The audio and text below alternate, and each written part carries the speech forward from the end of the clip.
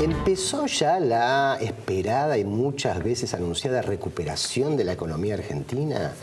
Los precios, la inflación están en rumbo descendente, ascendente, se mantienen igual, en niveles muy altos. El dólar, que saltó fuertemente en los últimos días, seguirá así, bajará, se mantendrá igual. Bueno, son todas preguntas, Silvia, Mabel, que nos hacemos todos y los oyentes también, porque pronto hay que votar. Se decía que la recuperación del segundo semestre, pero en realidad es del segundo semestre del año pasado. Bueno, muchos están viendo ahora que finalmente parece que este segundo semestre se va a concretar la esperada reactivación. Más vale tarde que nunca, uno podría decir, pero bueno, también es contradictorio porque dicen con algunos sectores sí, otros sectores no, cuidado.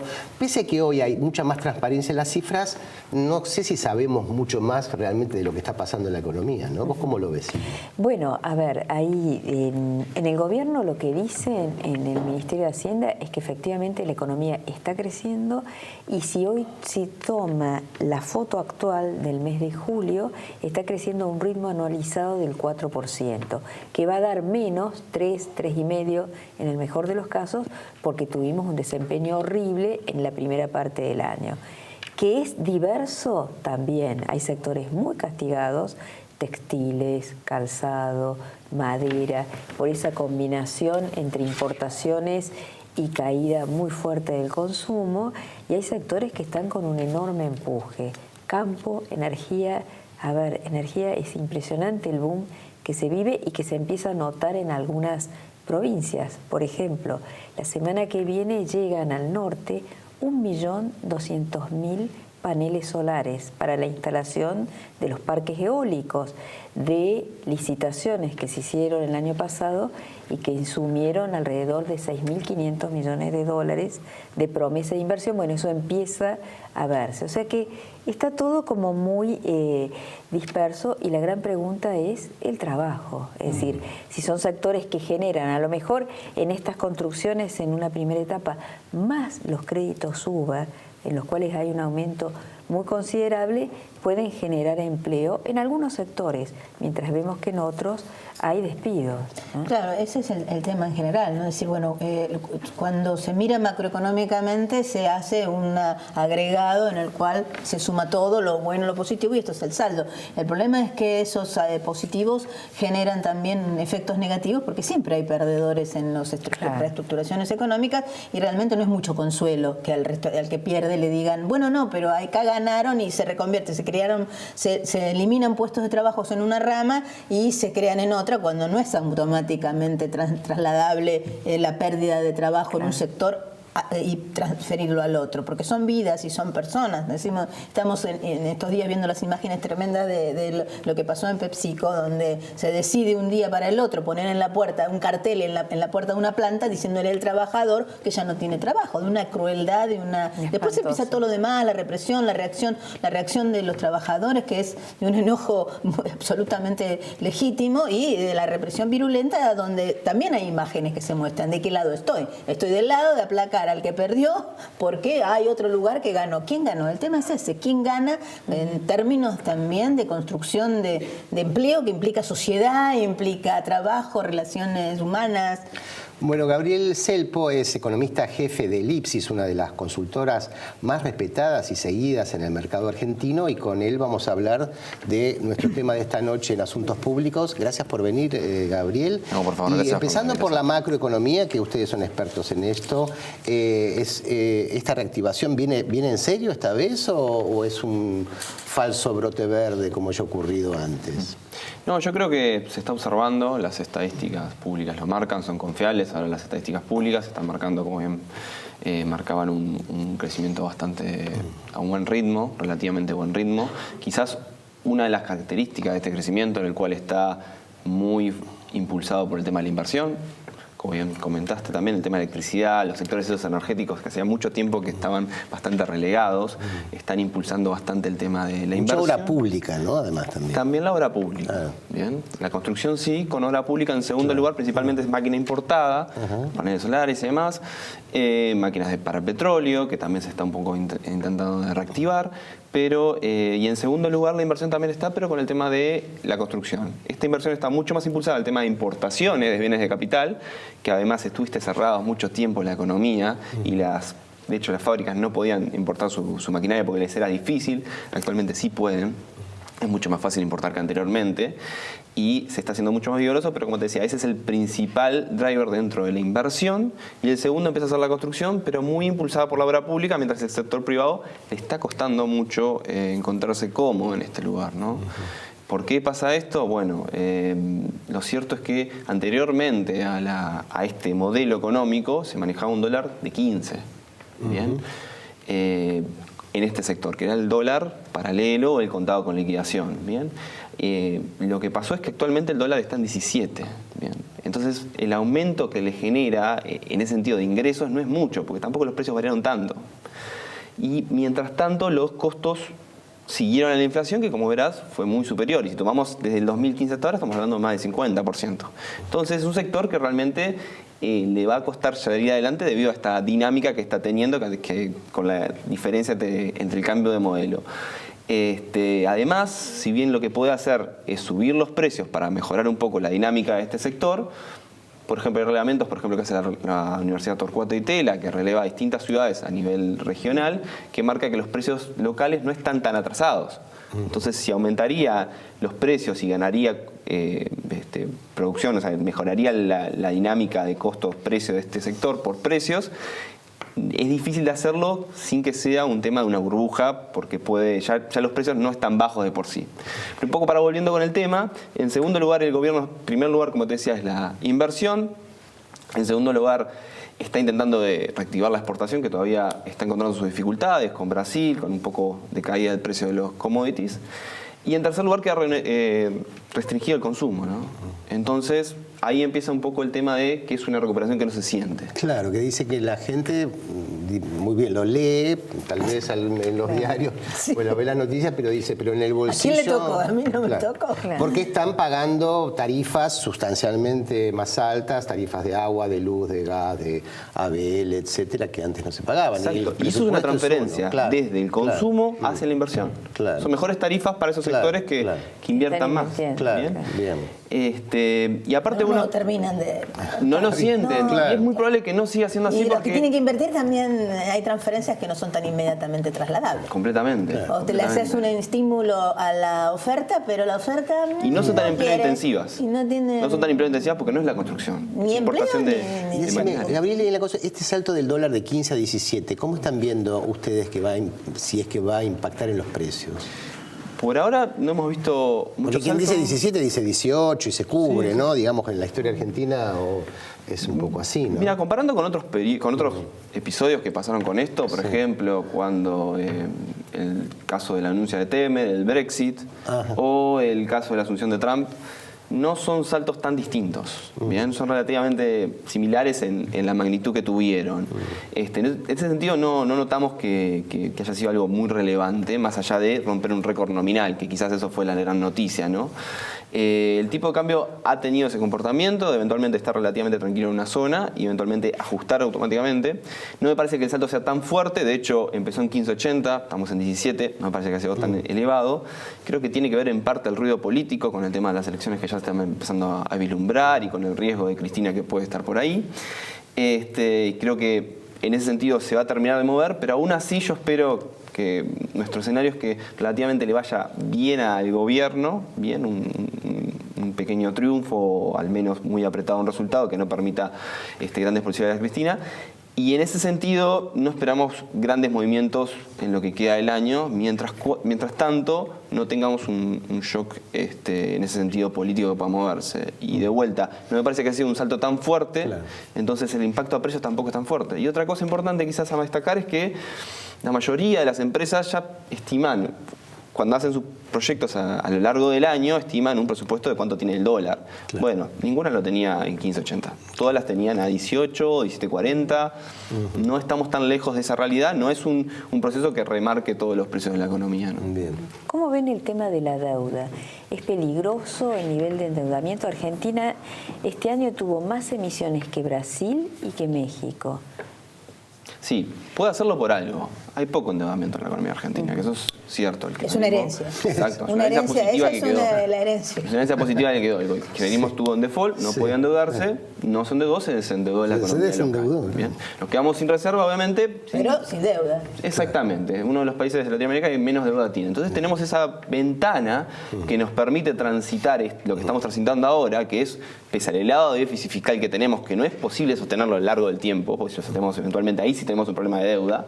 Entonces financiamos también en el presupuesto, porque sacamos parte del presupuesto, retenciones a la minería. También. Ahí se desfinanció. También. Una decisión política de desfinanciar. También para intentar aumentar de vuelta. Es otro intento de aumentar las exportaciones, porque también necesitamos dólares de exportaciones. Pero el hecho es que tenemos esta posibilidad de seguir endeudándonos para no hacer este ajuste tan fuerte, que sin duda el gasto público no es todo tirado a la basura, sin duda hay mucha parte social, y si se reduce fuertemente, esas partes sensibles de la sociedad la va a pasar mal. Entonces tenemos esa ventana y que el gobierno la está usando para aminorar esa reducción del déficit fiscal y que no sea un shock fuerte a la sociedad. Ahora, uno lo que observa es el tema de la frazada corta permanentemente, porque decís, bueno, tomamos deuda, podemos tomar deuda, ingresan dólares al país, esto que implica atraso del tipo de cambio. Por otro lado, tenés inflación, ¿la resolvés cómo? La resolvés sin emitir, sino tomando deuda, digamos, también para financiar el déficit, también implica un atraso de tipo de cambio que complica, por otro lado, las exportaciones. Es decir, como que hay un círculo difícil para tomar medidas económicas. ¿Ustedes lo ven así? ¿Cómo? Sí, exactamente. Tenés muchos objetivos y pocas herramientas. Y en ese sentido no es fácil moverse al gobierno. Quizás la buena noticia de todo esto es que el gobierno está tratando de manejar estos problemas, ¿no? Tiene una política de reducción de déficit fiscal a largo plazo. Está trabajando para incrementar las exportaciones y trabajando con distintas economías regionales, o sea, y trabajando sector por sector, que quizás esto es lo más innovador. Por ejemplo, el caso de Vaca Muerta, intentando levantarlo, está trabajando con minerías, el caso de litio, y también está intentando de reactivar el crecimiento económico, que es fundamental. Si no crecemos, no es sostenible ni siquiera la deuda, porque no se va a poder licuar. Y tampoco va a ser muy difícil reducir el déficit fiscal, porque si no lo vas a tener que achicar en términos reales y ahí vas a tener problemas en serio de recibir transferencias. Entonces, con esos objetivos se tiene que mover. La buena noticia, como te decía, se está moviendo el gobierno. De hecho, priorizar la inversión y no priorizar el consumo es un paso importante para llevar adelante y crear un crecimiento sostenido a largo plazo. Pero como te digo, estamos transitando esto que, si bien hay crecimiento, está mejorando un poco la cifra, la gente todavía no lo siente un poco. Y hablando de objetivos y herramientas, y para que me contestes en el próximo bloque, el Banco Central tiene aparentemente una sola herramienta, que es la tasa de interés, para combatir la inflación, y en estos días ha vuelto, bueno, ayer o antes de ayer, ha vuelto a ratificar que mantiene su política monetaria dura, la tasa más de arriba del 26%, porque la inflación todavía no da signos de caer. Lo dejamos para el bloque que viene. Ya volvemos.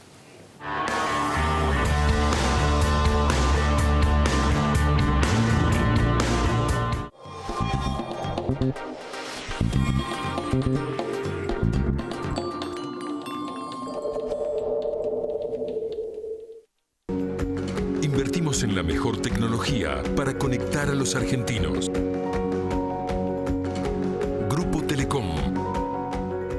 IRSA. Somos la mayor empresa argentina inversora en bienes raíces. IRSA. Líderes en real estate. ExxonMobil. Líder en tecnología para la operación segura y eficiente de recursos no convencionales de gas y petróleo, está contribuyendo con el progreso del país desde sus operaciones en la provincia de Neuquén. Aceitera General Dehesa, una empresa comprometida desde hace más de 65 años con el desarrollo del país y las generaciones futuras. En la Ciudad Autónoma de Buenos Aires, vivir mejor es ley.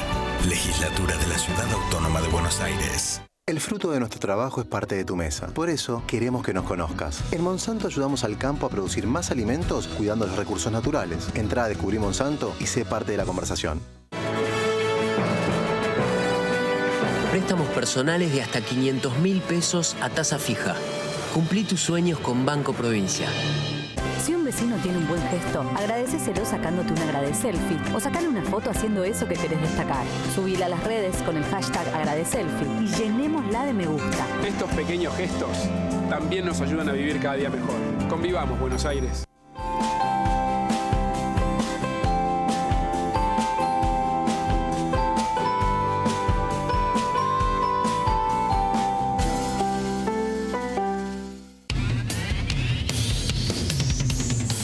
De Neo 1825.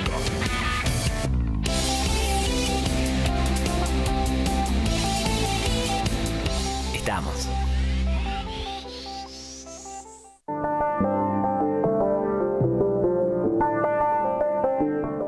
¿Pensaste alguna vez en todo lo que te da la tierra?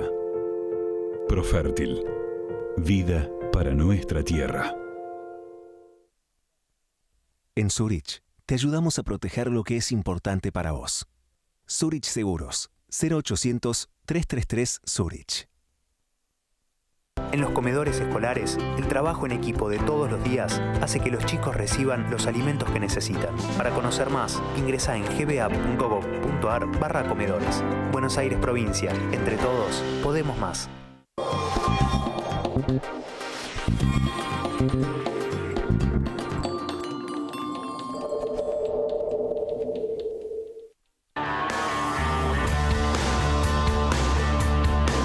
Siguiendo con la economía argentina, la pregunta que había quedado para Gabriel Selpo, nuestro invitado de hoy, economista jefe de la consultora Elipsis, es: el Banco Central volvió a ratificar esta semana que mantiene la dureza de la política monetaria.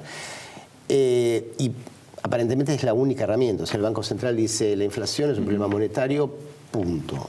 La combatimos con la política monetaria. ¿Esto qué repercusiones causa en la economía? ¿Qué estás viendo? Bueno, sin duda es algo que afecta el crecimiento económico, disminuye el consumo, la presión marginal a consumir, disminuye inversiones. La construcción, yo te diría que privada, es uno de los sectores donde más notorio es el tema de que es más difícil construir, gastar en un título que no te genera ningún riesgo y te genera rentabilidad. Y sin duda retrotrae un poco el crecimiento. Pero de vuelta, esto está dentro del objetivo de intentar de generar un sendero descendente de inflación, que eventualmente va a dejarle una inflación relativamente más baja a la economía argentina, que va a ser muy positivo para poder desarrollar todo tipo de actividad económica con más certidumbre a largo plazo, de saber que no vamos a tener volatilidad con los precios. Y aparte es algo que es bueno porque ni siquiera es para este gobierno, va a ser, si lo logran, para muchísimos gobiernos adelante.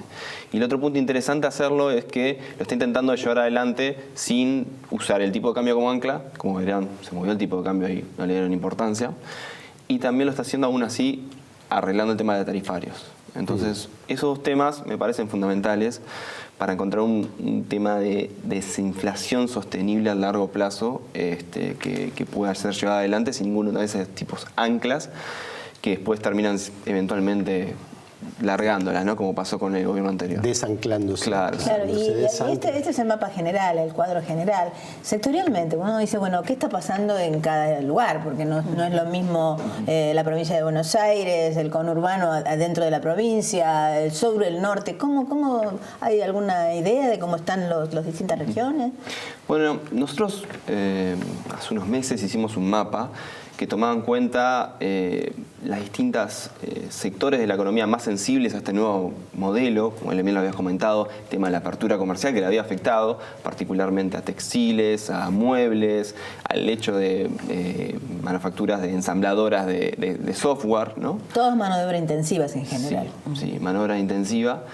y notamos que estaban concentradas en distintos puntos a lo largo del país. No era que estaba uniformemente distribuida, sino que había puntos importantes. Uno, fundamentalmente, es el hecho de Tierra del Fuego, con el polo fueguino, donde igual así la población es bastante chica, pero otro importante polo tiene que ver con el Gran Buenos Aires, el conurbano principalmente, donde estaban estas industrias que son muy intensivas, de poco productividad y muy sensibles a estos efectos, particularmente de la apertura de importaciones, que está creciendo de forma muy significativa. Y además, lo que notamos es que cuando empezamos a ver un poco la evolución del empleo a nivel nacional, notamos que estas zonas están con una peor performance que el resto del país. Y no solamente eso, también el desempleo en el Gran Buenos Aires es más alto que en el resto del país, es el más alto a nivel del país.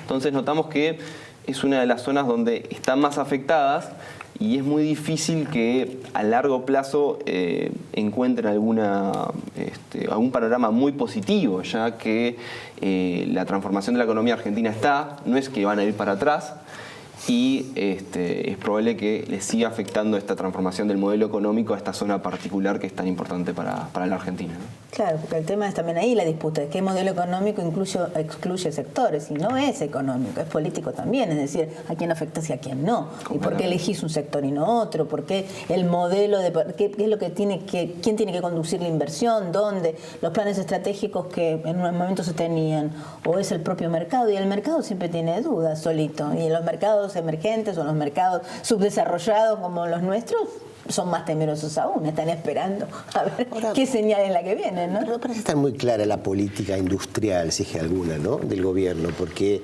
al principio parecía más proteccionista, pero ahora es más aperturista. ¿Cómo lo ven? ¿Hay alguna dirección clara en esto? Yo creo que hay un sendero de normalización. Sí. Me parece muy difícil poder producir determinadas, por ejemplo, ensamblar software. Me parecía que no tiene mucho sentido generar empleos con eso, que se generaron en su momento, una cantidad de empleos con ese régimen, y con impuestos, por ejemplo, a las distintas entradas de importaciones, pero me parece que es medio imposible poder pelear con salarios de China, o ni siquiera China, que ya tiene buen ingreso, de Malasia, hay muchísimos países donde tienen salarios muy bajos. O si no, te vas al caso de Alemania, donde empiezan a traer industrias de vuelta y producción allá porque lograron generar tanta productividad con maquinaria que en definitiva pueden producirlos en ese lugar y no en otros lados. Entonces, en el medio estamos nosotros y como que tenemos que reinventar, creo yo, la industria para poder insertarnos en este nuevo mundo. El gobierno creo que entendió eso. El problema que tiene es que hay que transitarlo de alguna forma un poco correcta y no es un camino para nada fácil, y más tomando en cuenta que, como te comentaba, hay regiones que la están pasando bastante mal. Pero así todo porque hay todavía un régimen de licencias no automáticas, hay vigilancia. Lo que hay es un comercio hormiga, digamos, la gente se va a Chile a comprar o a Paraguay, ¿no? Y bueno, está bien, pero todavía hay como... Sí, hay algunas industrias, pero faltaría de decir, bueno, la industria textil, la industria del calzado, la industria, queremos que existan, que no existan, ¿no? Pareciera ahí que no hay una definición, o sí, no sé cómo lo ves. Sí, yo creo que hay algunas industrias que hicieron que no existieran. Por ejemplo, es el tema de las manufacturas de computadoras y demás, que en definitiva la desarmaban en el origen y las volvían a armar acá. Sí. El resto de las industrias creo que están intentando de retransformarlas para intentar hacer algo de valor agregado. Yo creo que trabajar fundamentalmente en las dos partes de la cadena, en la parte de diseño y después en la parte de servicio, me parece que eso es un poco lo que están más enfocados que en el tema de la producción, e intentar de generar algo en esos dos lados que tiene mucho más valor agregado que andar compitiendo con, de vuelta, productores de mucha capacidad. Sí, con electrónica es muy difícil empezar de cero. Ahora, textiles, calzado, más bien que podés recomponerte. Claro. Podés tener maquinaria, podés tener producción de telas distintas. Tenés una gama de cosas que se pueden hacer. Ya existen y son fábricas muy modernas. Hay que recordar eso, es decir, no tenés por qué matar esa industria. No, pero además fábricas que se modernizaron a un nivel asombroso. Justamente hace poco fue el presidente de la Cámara del Calzado y le regaló unos zapatos al presidente Macri y le dijo, mire, pruébeselos y va a ver que son iguales a los italianos. Es decir, hay una modernización en esas industrias que fue muy importante en los últimos años. Sí, esperemos que siga y que puedan reconvertirse, sí. Pero yo creo que bueno, que gran parte de eso va a poder hacerse, pero de vuelta estamos, creo que es en un modelo de reconversión en el cual el medio no va a ser fácil, ¿no? Y el tema quizás de licencias automáticas, lo que se hizo es un poco entrar en regla al mundo. No estábamos en regla, estábamos violando la OMC y necesitamos estar en el mundo porque tenemos que exportar soja también, aunque no queramos. Tenemos que vender y recibir algo. Y en ese sentido, el tema de cambio de licencia automática tuvo que ver más con un hecho de qué es lo menos que podemos ir haciendo para ir adaptándonos a estar en regla en el mundo. Y creo que es un poco lo que pasó. En cualquier caso, pareciera ser que estamos esperando, la economía está en un tema de impasse, de decisiones, porque hay elecciones que van a ser muy decisivas y vamos a saber probablemente a tener nuevas señales. Como todos dicen, si viene el ajuste, están esperando el ajuste. Reforma impositiva, algo va a pasar. Y ese algo, que es lo que pase, depende del resultado político, como está muy bien que tiene que ser en democracia. Gracias, Gabriel Selpo, por estar esta noche y a ustedes por acompañarnos. Esto fue Asuntos Públicos.